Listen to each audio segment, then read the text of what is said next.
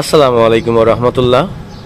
আমরা দেখতে দেখতে রমজান শেষ করে আজকে গতকালকে ঈদ শেষ করে আজকে ঈদের পরের দিন আমরা চলে আসলাম সবাই আমরা কর্মস্থানে। তো ঈদের দিনে অনেক ঘোরাফেরা হলো, খুব ভালো লাগলো।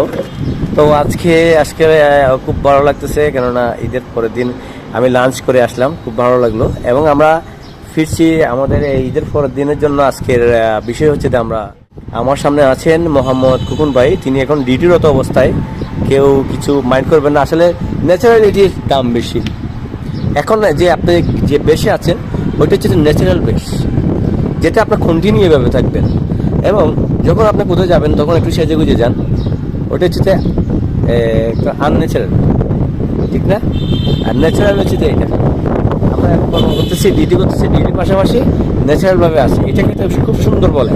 আর এই অবস্থাতে কেউ ফটেজ তুলে ধরলে সেই ফটেজটা কাজে লাগে, এটা সত্য।